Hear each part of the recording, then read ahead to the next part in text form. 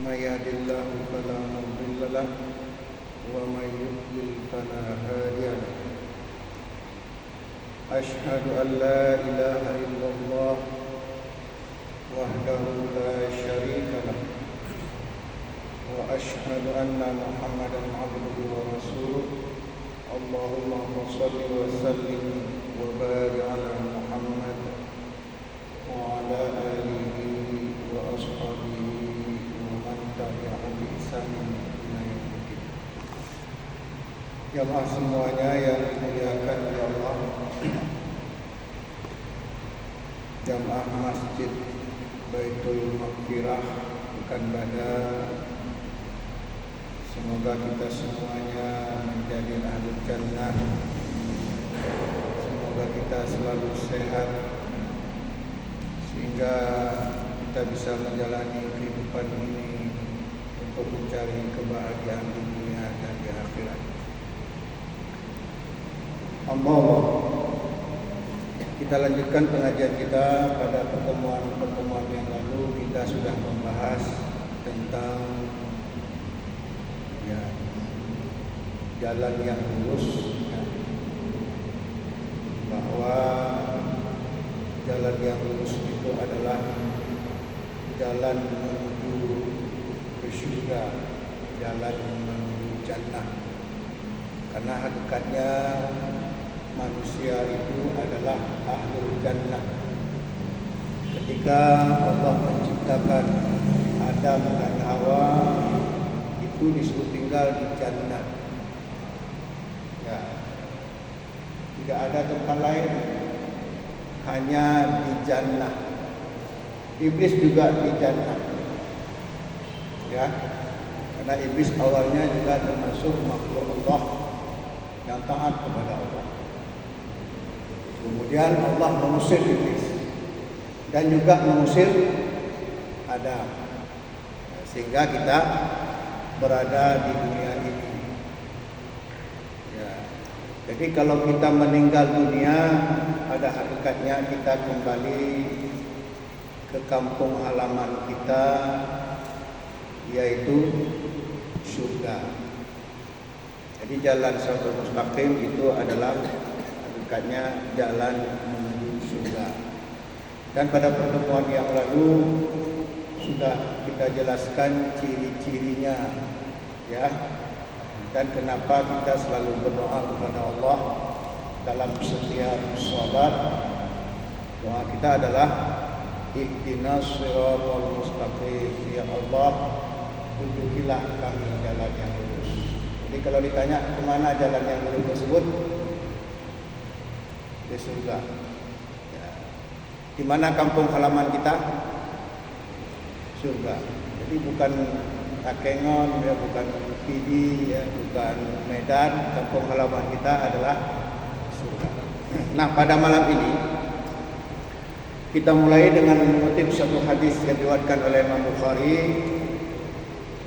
dari sahabat Ibnu Abbas radhiyallahu anhu.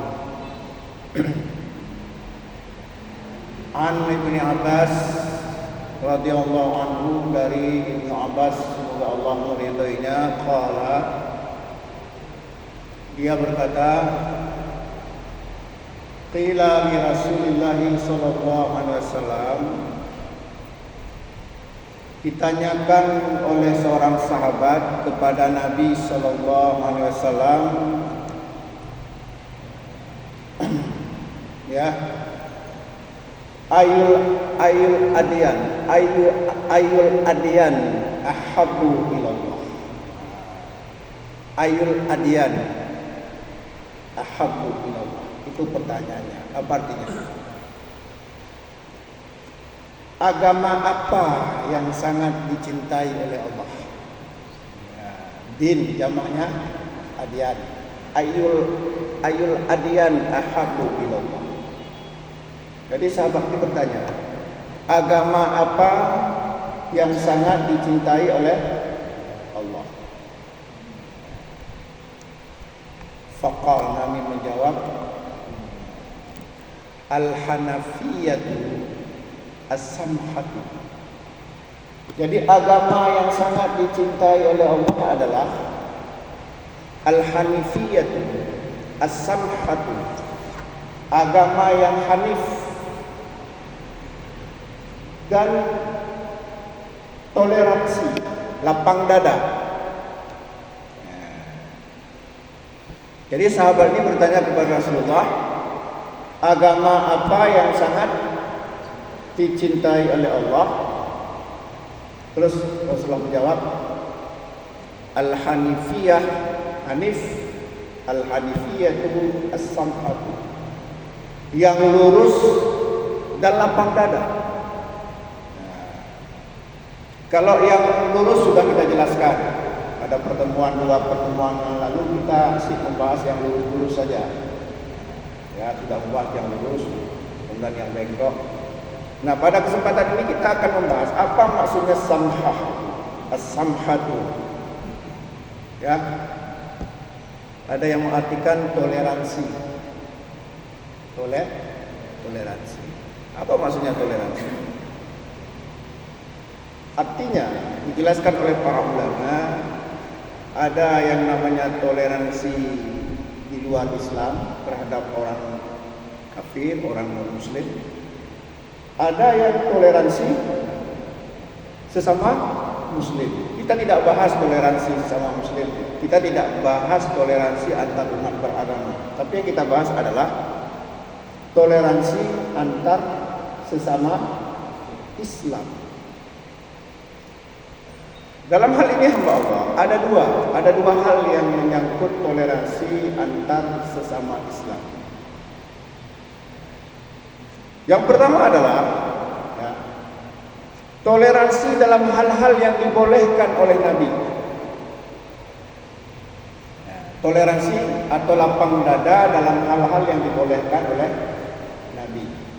Kalau istilah Ibnu Taimiyah itu disebut dengan tanawu fil ibadah, keragaman ibadah. Atau ada juga yang mengatakan ikhtilaf tanawu, perbedaan yang dibolehkan. Contohnya apa? Mungkin pernah saya contohkan di sini. Contohnya dalam hal mengangkat tangan ketika takbir atau meletakkan tangan. Ya. Nah, misalnya Nabi menyampaikan, misalnya Nabi menjelaskan ya tentang ya tanawuh fil ibadah ini, keragaman ibadah yang dibolehkan. Misalnya contoh mengangkat takbir dalam sholat. Kita boleh mengangkat takbir setentang dengan bahu, boleh mengangkat takbir setentang dengan telinga. Kenapa seperti itu? Nah, karena sebagaimana kata Abdullah bin Umar, dalam hadis disebutkan an Abdullah bin Umar, qala, dia berkata, kana Rasulullah sallallahu alaihi wasallam idza qama lis-sholati fara'a yadayhi hatta takuna haswa mankibaihi thumma kabbara fa idza arada ayyasjada fa fa'ala dzalika. Ya, apa artinya di sini? Kata Ibnu Umar, Rasulullah sallallahu alaihi wasallam ketika salat mengangkat tangan itu setentang dengan bahu. Setentang dengan bahu. Rafa'a yadayhi hatta takuna haswa mankibaihi. Rasulullah mengangkat tangan setentang dengan bahu. Ya. Setentang dengan bahu. Tsumma kabbara, kemudian baru bertakbir. Faida arada ayyarka'a, dan apabila beliau hendak sujud fa fa'ala dzalika, juga melakukan takbir, juga melakukan seperti itu. Nah, kalau kita lihat hadis ini bagaimana prakteknya? Tangan dulu. Nah, begitu kan? Coba kita lihat ulang lagi hadisnya. Kata Ibnu Umar, ya, kana Rasulullah sallallahu alaihi wasallam, sesungguhnya Rasulullah sallallahu alaihi wasallam idza qama lis-shalah, ketika beliau mendirikan salat, rafa'a yadayhi hatta takuna haswa mankibaihi. Rasulullah mengangkat kedua tangannya setentang dengan bahu, tsumma kabbara, kemudian baru bertakbir. Apa kesimpulan hadis ini? Mana duluan mengangkat tangan daripada takbir? Duluan mengangkat tangan, baru takbir. Terus bagaimana dengan orang yang mengangkat tangan sebentar dengan takbir? Ada hadis lain. Nah, inilah dikatakan perbedaan. Perbedaan yang dibolehkan. Ya. Yang kedua, itu juga hadis dari Ibnu Umar. Kata Ibnu Umar, ra'aitu Rasulullah sallallahu alaihi wasallam iftataha takbira. Ya. Farafa'a yadayhi ya hina yukabbiru waj'alhu ma haswa mankibaihi. Hadis ini diriwayatkan oleh Imam Muslim. Kalau yang tadi Bukhari. Nah, dalam hadis ini dikatakan, kata Ibnu Umar, aku melihat Rasulullah SAW mengangkat kedua tangannya, mengangkat kedua telapak tangannya sambil bertakbir. Kemudian meletakkan kedua tangannya sedentar dengan waj'alhuma haswa mankibahi, sedentar dengan bahu. Kalau hadis ini bagaimana? Mengangkat tangan bersamaan dengan takbir. Kalau yang pertama tadi tangan dulu baru takbir. Hadis yang ketiga ya, dari hadis Abu Malik Al-Huwairisi dikatakan bahwa anna Rasulullah sallallahu alaihi wasallam kana idza kabbara rafa'a yadayhi hatta yuhadiya bi udunayhi. Hadis ini diriwayatkan oleh Imam Bukhari dan Imam Muslim. Apa artinya? Sesungguhnya Rasulullah sallallahu alaihi wasallam ketika bertakbir, Rasulullah SAW bertakbir. Nah, ketika bertakbir, kemudian baru mengangkat kedua tangannya serta dengan telinga. Kalau hadis yang ketiga ini mana duluan? Mengangkat tangan dulu atau takbir? Takbir dulu, baru mengangkat tangan serta dengan telinga. Apa kesimpulannya? Ini kan perbedaan. Artinya semuanya boleh. Semuanya jelas dalilnya sahih. Kenapa terjadi perbedaan? Ini untuk memudahkan kita bervariasi yang semuanya dibolehkan. Jadi yang pertama tadi apa? Mengangkat kedua tangan, terus takbir, boleh. Allah, apa gini? Allah. Angkat tangan dulu. Allah. Yang kedua, Allah. Yang ketiga, Allahu Akbar. Tangan telinga. Bagi yang tak paham hal ini, ketika diajarkan misalnya harus mengangkat kedua telapak tangan serta dengan telinga, ketika ada orang mengangkat dengan bahu, hanya katalah yang besar. Yang telahnya Pak Kuan hendak betul je berah Nabi sedentan dengan telinga gubernur oleh tunggu sedentan dengan telinga. Ini dia. Padahal itu termasuk perbedaan yang dibolehkan. Contoh lagi meletakkan tangan. Dalam hadis sahih disebutkan bahwa masuk dari Wa'il bin Hujr katakan bahwa Rasulullah sallallahu alaihi wasallam fawada'a yadahu yumna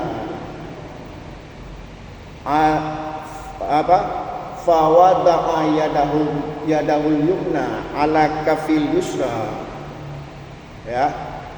wa rusri wasa'ili. Coba perhatikan.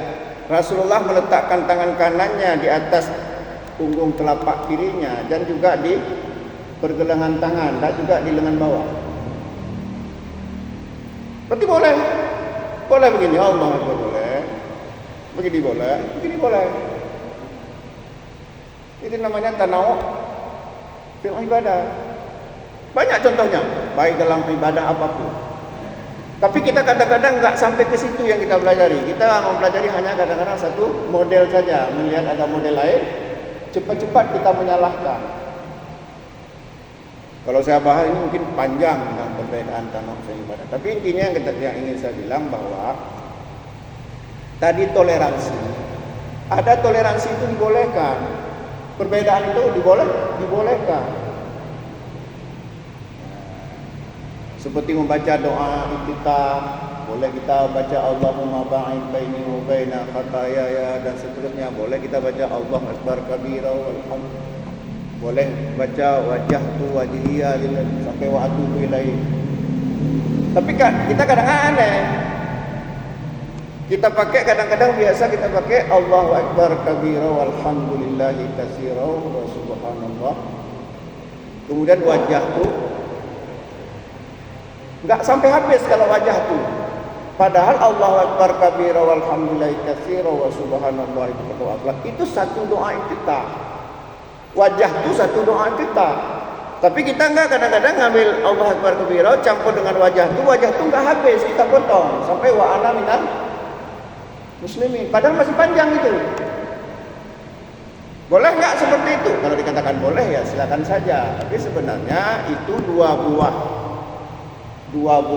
tahiyat, dua buah tahiyat, dua buah doa iftitah yang kita gabungkan. Kalau mau baca satu-satu aja.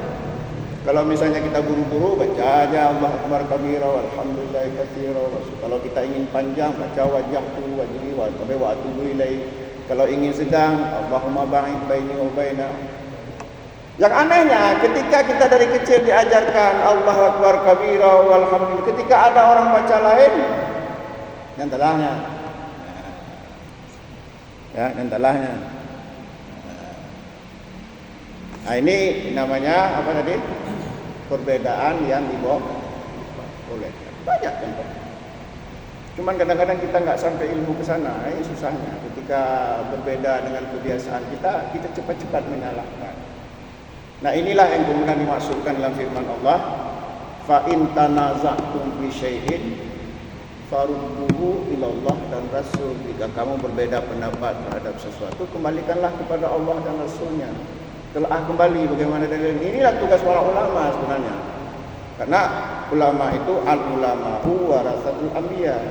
Ulama itu pewaris Nabi. Yang diwaris siapa? Al-Quran dan hadis. Yang kemudian mereka tulis dalam kitab-kitab mereka.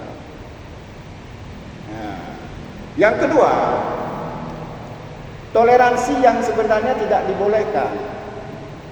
Nah, samhah yang sebenarnya itu tidak dibolehkan. Ya. Contoh misalnya, ada orang salat meletakkan tangan di sini. Ada dalilnya enggak? Ada dalilnya orang meletakkan di sini. Apa lagi? Coba tanya. Saya udah capek cari dalilnya enggak ada. Allah.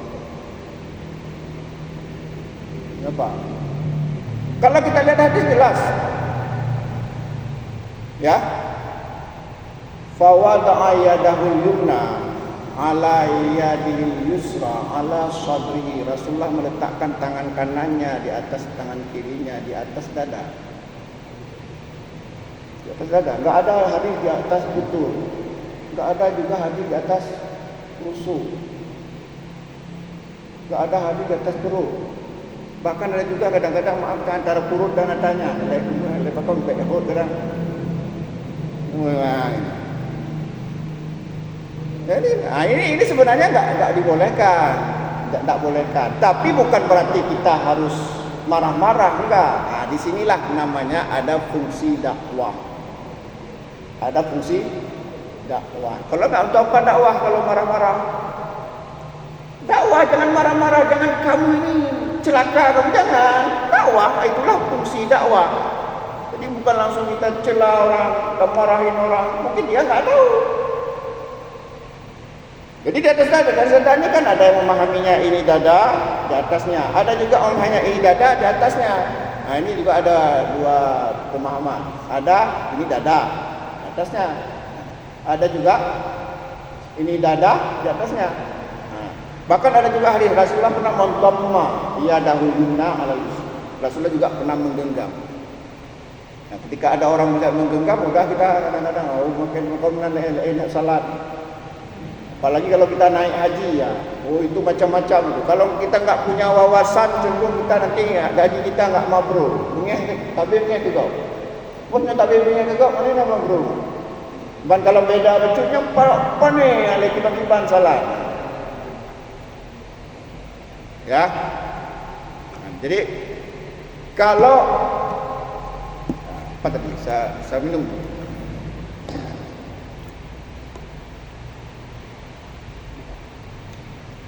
Jadi ada perbedaan yang tidak boleh.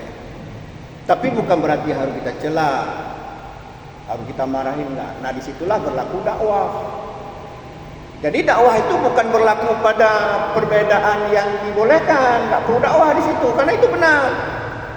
Cuman berbeda saja, dibolehkan. Ini toleransi yang tidak dibolehkan. Kenapa?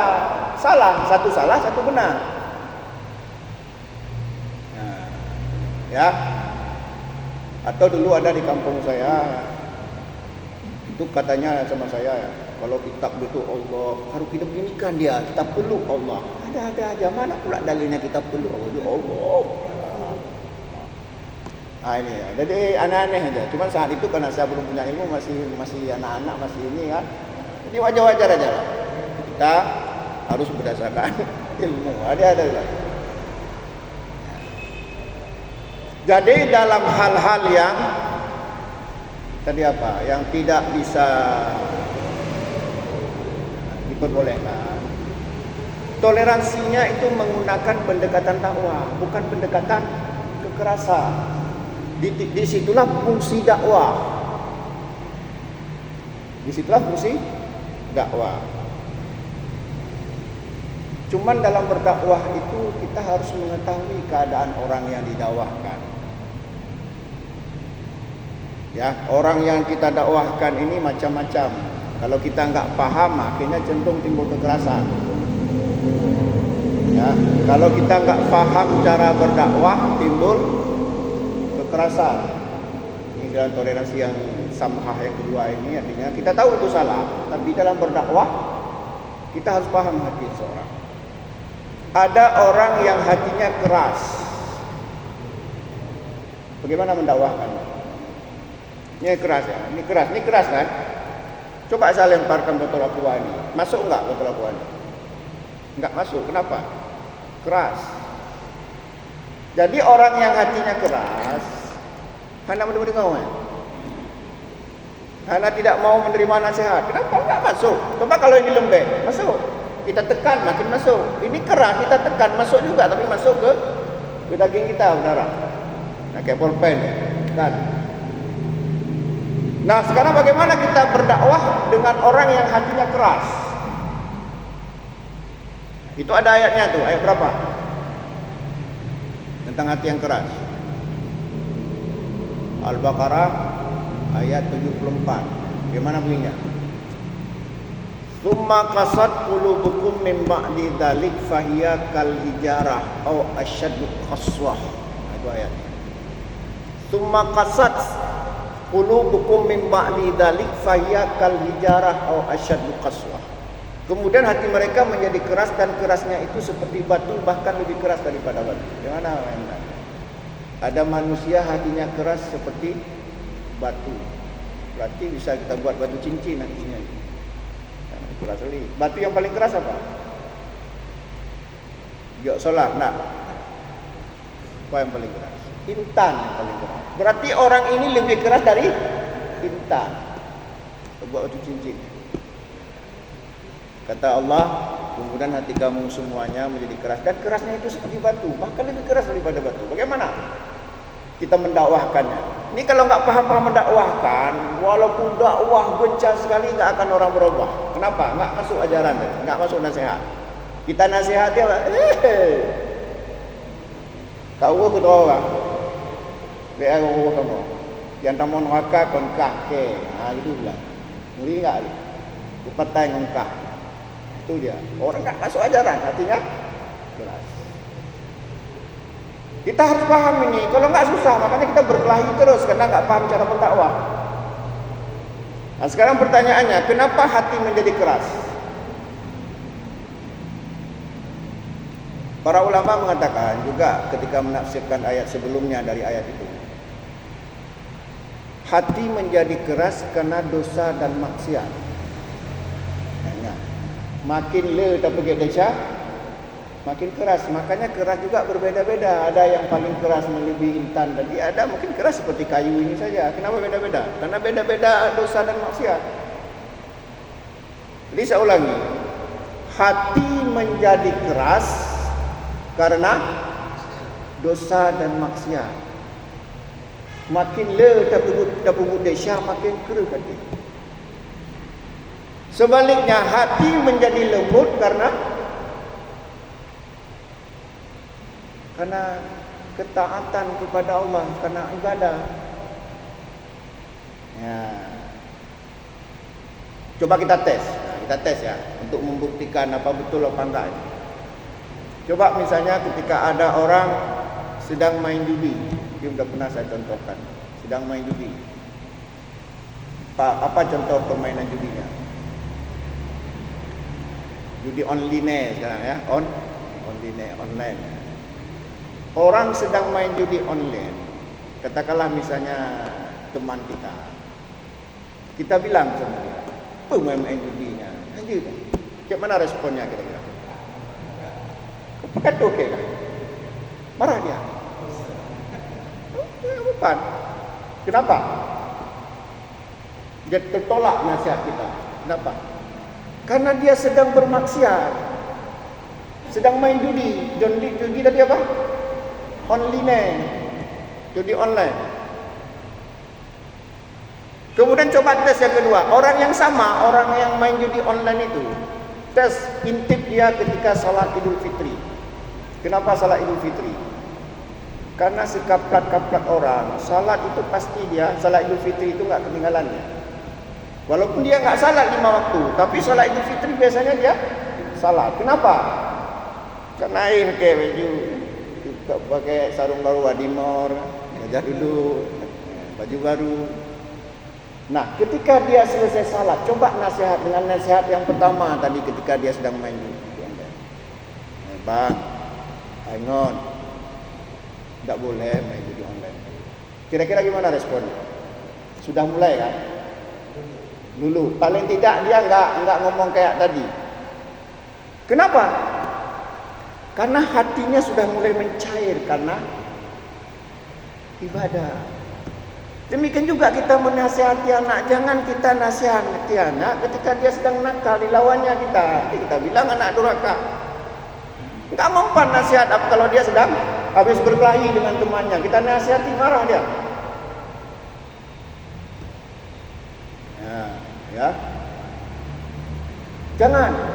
Saat itu dia sedang keras hatinya, dia sedang bermaksiat, walaupun bermaksiatnya tingkat maksiatnya anak-anak. Atau anak-anak kita sedang sedang mencuri, jangan langsung dimarahin, dia akan menolak. Bagaimana juga caranya? Ambil anak kita, kasih makan, dah suruh ngaji. Kalau nggak mau ngaji nggak apa-apa, kasih makan, dah tenang dia, baru nasihat. Itu lebih mudah diterima. Seperti inilah yang kadang-kadang kurang difahami, sehingga anak melawan. Apalagi kita nasihati dia sambil marah-marah di depan kawannya lagi. Makanya kenapa anak itu kadang-kadang lawan? Karena gak paham tadi konsep hati yang keras. Demikian juga orang ketika sedang melakukan satu kesalahan, sedang marah, ada satu masalah, sedang berbuat masalah. Kita nasihati, jangan begitu salatnya. Seperti kamu saya lihat salat kemarin itu salah. Mana panennya itu mendengar tentang salat dia. Dia sedang ada masalah. Sedang ini ya. Jadi begitu. Jadi kita lihat orang hatinya keras. Jadi carilah saat-saat orang itu menjadi lembut, baru kita dakwahkan tadi tentang perbedaan yang enggak bisa ditolerir tadi. Maka paling efektif setelah habis salat ini, biasanya orang lebih mudah menerima. Habis salat ini lebih mudah daripada kita dakwahkan di tempat-tempat tertentu, ya, yang murid di situ kadang-kadang nggak ada ibadahnya, lebih banyak hura-huranya. Kita nasihati, mana ada nggak mempan, nggak mau didengar. Saya pernah dakwah sekali di kaum ibu-ibu, diajak disuruh ceramah di kaum ibu-ibu tingkat menengah ke atas lah. Saya lihat datang kayak mobil. Mana ada kita dakwah sendiri dia sibuk main HP ibu. Ada lah kalau seperti ini nggak. Sampai kita jelaskan nggak akan masuk. Nah, kenapa? Bukan kondisinya sedang beribadah, tapi sedang berkumpul itu, kemudian makan-makan. Makanya kenapa dakwah itu paling bagus setelah habis ibadah. Seperti kita ini habis ibadah itu lebih mudah. Kalaupun misalnya tidak setuju, nggak lantas kita dia marah-marah, kritik, pedas-pedas enggak. Ya, jadi hati yang keras. Tapi kadang-kadang kita menghadapi orang bukan hati yang keras. Dia nggak keras hatinya, cuman buta.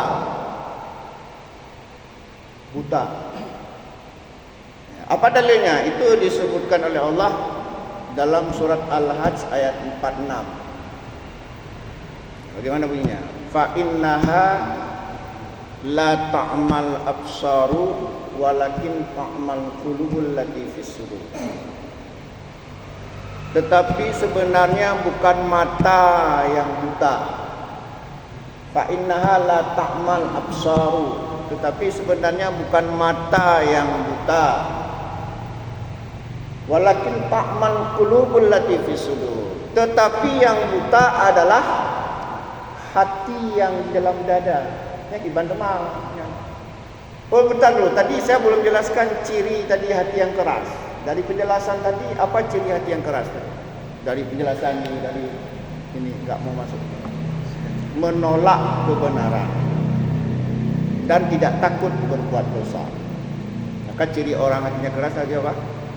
Menolak kebenaran dan tidak takut berbuat dosa. Yang keduanya apa? Hati yang buta. Apa ciri-ciri hati yang buta? Tadi Allah sebutkan surat berapa tadi? Al-Hajj ayat 46. Fa innaha la ta'mal absaru walakin ta'mal qulubul lati fis sudur. Tapi sesungguhnya bukan mata mereka yang buta, bukan mata yang buta, tetapi yang buta adalah hati yang di dalam dada. Apa maksudnya hatinya yang buta? Dan bagaimana kita menghadapi orang seperti itu? Beda dengan kita menghadapi orang yang hatinya keras. Makanya kita harus paham. Beda pertama kata itu, berhasil katanya. Apa ciri orang yang hatinya buta? Pernah kita lihat orang buta kan? Bagaimana orang buta? Beraba-raba. Apa yang terpegang pula dia. Tahu itu orang buta. Tidak bisa membedakan mana siang, mana malam. Nggak bisa membedakan mana punya dia, mana punya dia. Itu mata yang buta. Solusinya apa dia? Mesti ada pembimbing. Minimal pembimbingnya siapa? Ustadz tongkat minimal. Bagusnya apa? Ada ustadz yang membimbingnya pada kebaikan. Minimal dia punya tongkat yang membimbingnya. Bagusnya ada orang yang menuntun. Dah, tadi sudah kita jelaskan ciri orang yang matanya buta seperti itu. Tadi nggak bisa membedakan mana milik dia, mana milik orang, mana nggak bisa bedakan. Nggak bisa membedakan mana terang, mana gelap, mana. Kalau hati yang buta bagaimana? Ini orang yang hatinya buta, dia nggak tahu, dia nggak peduli. Mungkin dia tahu tapi nggak peduli. Mana halal, mana haram nggak ada urusannya. Sama kayak orang buta mata tadi. Mana istri dia, mana istri orang nggak ada urusannya. Mana suami orang, mana suami dia nggak ada urusan. Asal suka udah selingkuh terus. Mana milik dia, mana milik orang nggak tahu dia. Pokoknya asal ada kesempatan kipas. Ini hatinya buta. Nggak tahu halal, nggak tahu haram. Kayak orang buta tadi, nggak tahu siang, nggak tahu malam. Malam itu kan gelap, ibarat dosa. Terang itu cahaya, ibarat kebaikan. Nggak tahu. Ini orang hatinya buta. Dan ini hatinya buta kadang-kadang yang lebih parah dimiliki oleh pemimpin-pemimpin kadang-kadang. Pejabat-pejabat, walaupun nggak semua. Makanya dia nggak tahu mana uang dia, mana uang rakyat, mana ini asal ada kesempatan, gemuk saja. Ada istilah apa? Yang haram saja susah. Oh bagaimana? Ya itu. Yang haram susah, apalagi yang halal. Yang haram antong buta. Belum. Nah ini bahaya artinya buta. Matanya nampak. Tahu dia itu istri dia, tapi nggak peduli dia. Seolah-olah matanya buta. Isi orang, suami orang. Makanya ada istilah macam-macam. Ada pelakor, ya, macam-macam. Tak bayangkan. Nah, bagaimana kita berdakwah dengan orang seperti ini? Yang buta tadi. Apa solusinya? Ya. Kalau hatinya keras tadi apa solusinya?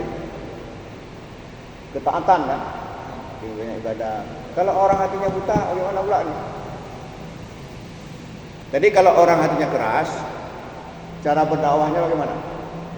Dia kita suruh rajin beribadah, sehingga hatinya sudah mencair lembut, baru masuk nasihat. Kalau orang hatinya buta, butuh apa?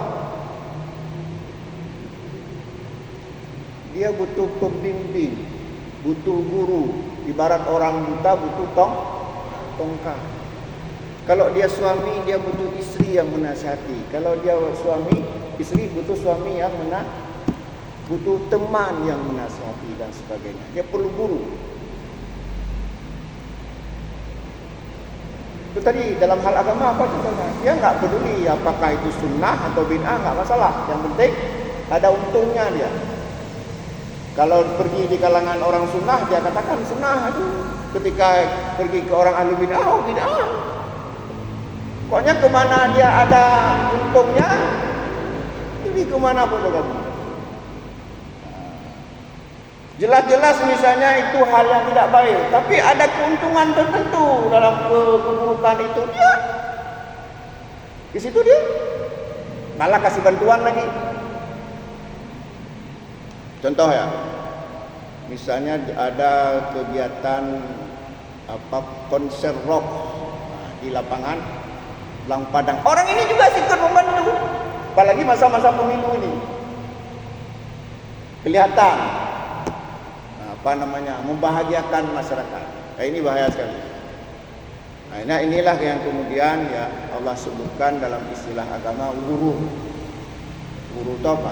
Keburukan yang sudah dihiasi oleh setan seolah-olah menjadi kebaikan.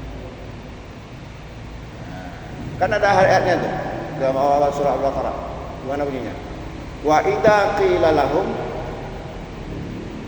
la tufsidu fil ard qalu innama nahnu muslihun ala innahum humul mufsiduna walakin la yash'urun. Dan apabila dikatakan kepada mereka, ikutilah apa yang diturunkan oleh Allah, maksudnya Al-Quran dan hadis, mereka menjawab, wa idza qila lahum la tufsiduna fil ard. Dan apabila dikatakan kepada mereka, jangan membuat kerusakan di muka bumi, la tufsiduna fil ard. Qalu, tapi mereka mengatakan, innama nahnu muslihun, tidak, kami membuat kebaikan ini. Ya, membuat kebaikan. Tapi Allah mengatakan apa? Ala innahum humul mufsiduna walakin la yash'urun. Tidak, mereka sebenarnya membuat kerusakan, tapi mereka tidak menyadarinya. Kenapa tidak menyadarinya? Buta hati. Banyak itu sebenarnya itu keburukan, tapi bagi dia kebaikan karena buta hati. Ya. Nah ini ya, orang hatinya ya. Contoh, kan sudah tadi, ya. Lalu ada contoh, ya, orang yang buta hati, ya, orang kayak orang buta nggak bisa membedakan mana halal mana haram, mana milik dia, mana milik orang, mana istri dia, mana istri orang, dan lain-lain. Lalu ada contoh, ya. Itu tadi apa? Samhah yang toleransi yang sebenarnya tidak diperbolehkan. Maka di situ berlaku dakwah. Selanjutnya, sudah dua ya. Tadi yang pertama tadi apa? Tadi mengenai dakwah tadi. Yang pertama kita berdakwah dengan orang yang hatinya keras. Yang kedua tadi apa? Berdakwah kepada orang yang hatinya buta. Itu berbeda. Yang ketiga, dakwah dengan orang yang hatinya hitam. Pernah dengar? Hatinya hitam. Kalau hati yang keras tadi apa darinya? Surah Al-Baqarah ayat 74. Kalau hati yang buta tadi apa darinya? Al-Hajj ayat 46. Kalau hati yang hitam, apa maksudnya hati yang hitam? Sekarang saya kasih contoh. Baju putih. Nah, kayak ini baju putih. Tapi nggak pernah saya cuci selama bertahun-tahun. Apa jadi warnanya? Hitam.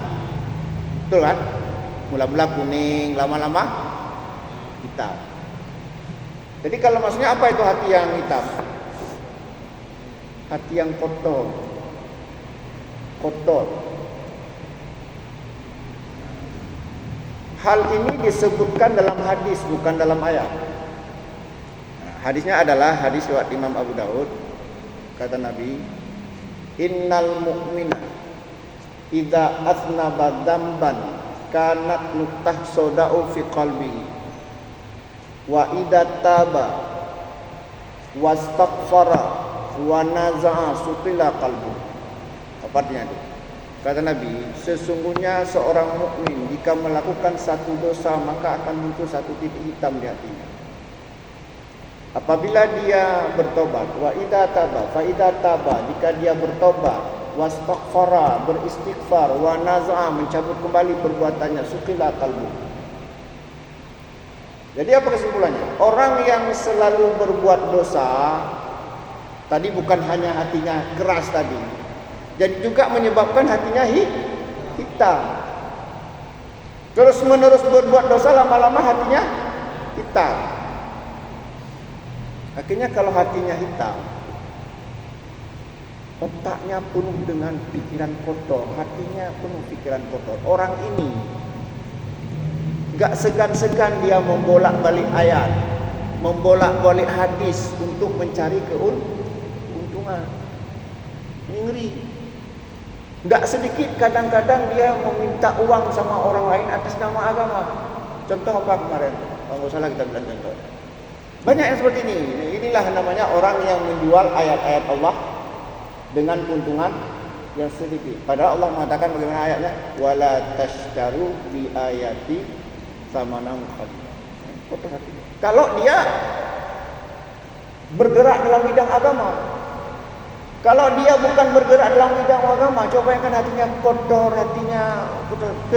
Kemanapun dia pergi, kalau misalnya otaknya otak maling, kemanapun dia pergi, dia pikirannya kotor, tetap akan berusaha maling. Saya punya kawan seperti itu, luar biasa. Udah azan ya? Belum ya? Dia tidur kami sama-sama di rumah orang, tiba-tiba sudah hilang, sudah dicongkelnya apa? Celengan orang. Dia pikirannya kemana pergi, pikirannya mencuri, kotor otaknya. Demikian juga orang kalau udah kotor otaknya karena hati kotor tadi, kemana-mana dia kepingin berzina. Maka orang hati-hati, orang seperti ini hati-hati dekat dengan istri kita, dirayunya kadang-kadang istri kita. Hati orang, otaknya kotor. Nah, sekarang apa solusinya?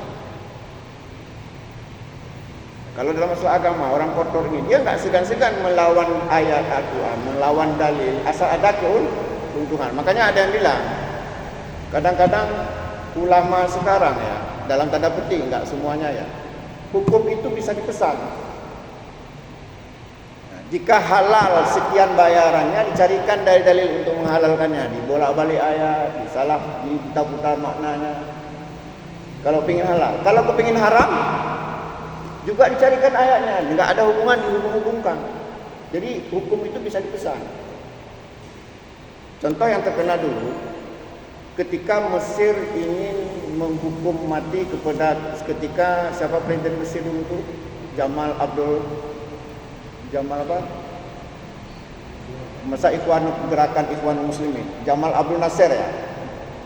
Menurut bacaan saya, dia tuh kepingin ada fatwa dari ulama Al-Azhar bahwasanya Said Qutb itu boleh dihukum mati. Maka dia pergi ke ulama Al-Azhar.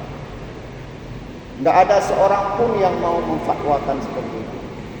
Terus kemudian ketua ulama itu diganti dengan orang yang mau memfatwakan. Sehingga keluarlah fatwa Said Qutb itu boleh dihukum mati. Nah itu. Katakanlah dia misalnya ada salah, tapi kan jangan sampai minta fatwa segala. Kalau seandainya salah, ini kalau. Nah, kadang-kadang gitu juga. Kenapa terjadi keributan macam-macam? Ada yang bakar-bakar ini, bakar itu. Kadang-kadang serbu sana serbu. Ada orang di belakangnya atas nama agama yang memprovokasi. Dan kadang-kadang ulama itu bukan saya sebutkan di Aceh, di seluruh dunia ini. Kadang-kadang ulama tersebut dibayar. Seluruh dunia kadang-kadang seperti itu. Makanya ada istilah timur ulama su. Ulama jahat. Sehingga dulu ada pantun Aceh. Bagaimana pantun Aceh? Ulama jamun pijut-pijut, dumpe gepubut ingat desa. Ulama jino tembun-tembun, kukutuh hukum cangkui cabria. Dia ulang balik. Ulama jamun pijut-pijut, dumpe gepubut ingat desa. Ulama jino tembun-tembun, kukutuh hukum cangkui. Hukum bisa dipesan. Mau halal ada dalilnya, mau haram ada. Yang penting berapa bayarannya. Itu karena hatinya kotor. Pikirannya untung. Nah, yang selanjutnya 8 menit lagi. Ya. 2 menit lagi. Kita coba-coba aja. Yang ketiga adalah hati yang berpenyakit. Apa dalilnya? Surah Al-Baqarah ayat 10. Fi qulubihim maradun fazadahumullahu maradun. Fi qulubihim maradun. Di dalam hati mereka ada penyakit. Fazadahumullahu maradun. Maka Allah tambahkan. Apa penyakit hati? Dengki, hanya takalan wan lebih, dendam. Tadi apa solusi dari hati yang hitam? Nah, tadi kan fa'idha taba wastaghfara wa nasa'a sukrila qalbuhu. Apabila dia bertobat, beristighfar, maka hatinya dan mencabut kembali perangainya, hatinya kembali menjadi bersih. Nah, ini hati yang berpenyakit. Tadi apa penyakit hati? Dengki, dendam, Nah, apa solusinya?